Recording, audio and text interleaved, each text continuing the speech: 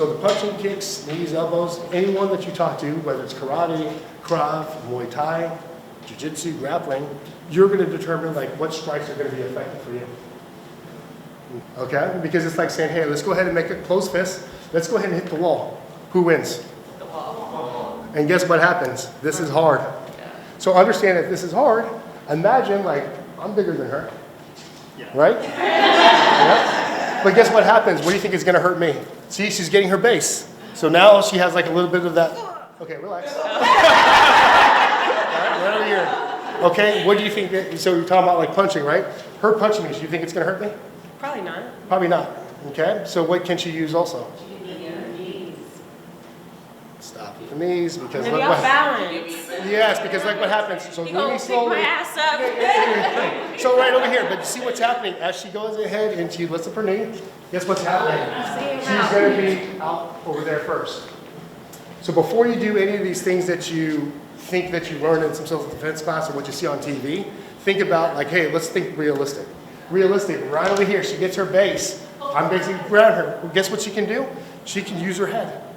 She can, something, are you okay? You okay? She's not really going to hit me.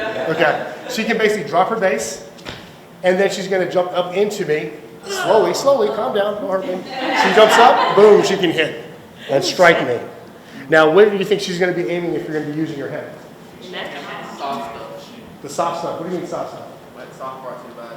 Well, look at this. So you talk, okay, soft. I'm going to take it on you now. Okay? Okay, so go ahead and head on me in my soft spot. Okay, look at it. She's taking it personal. Soft spot, like, okay, how are you going to hit you with the head? Yeah, but look what's happening with her balance now.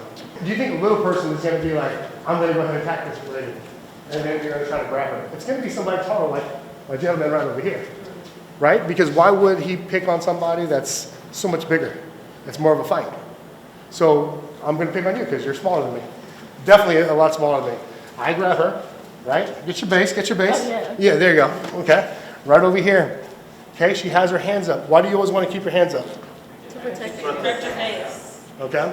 Now, I know that there's been studies showing that when people are trying to grab like a police officer's weapon, they're so focused on it, on grabbing the weapon versus hitting them and then grabbing the weapon.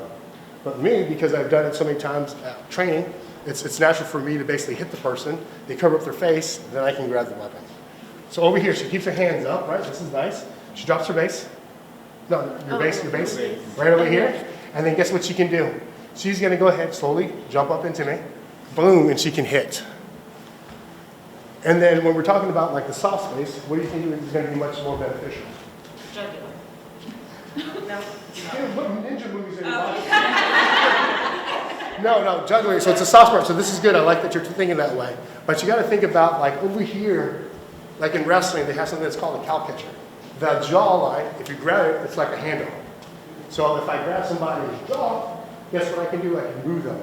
Why do you think in martial arts, when somebody is controlling the head, they basically twist, guess what happens with the person's body? I'm going to use a demo. Can I use you? Yep. Yes, and she did come over here. So like in Muay Thai, so these guys understand this. Don't worry, I'm not going to hurt you. Okay? Okay? So right over here, like in Muay Thai, we grab. So one thing that I always teach is basically taking that finger, the middle finger, put it into the ear hole. Why do you think I put it into the ear hole? Good grip. Great. Yes. Grip. All right. Or another demo guy came in too.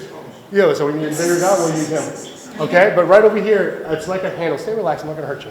Okay, watch what happens. What I try to do is that whenever I try to move somebody, I can just step, I'm just stepping, and then I basically kind of pull. What happens with his body?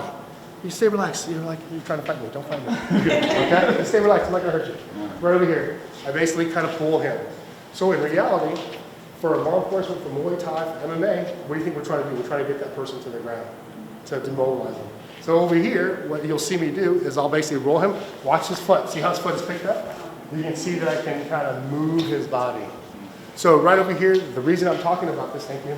The reason I'm talking about this is that when you hit the person underneath the jaw, what do you think is going to happen with their head? It snaps back.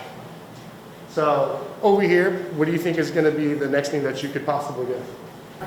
Run, okay? And I'm assuming you guys know how to run because you guys are part of a running group, right?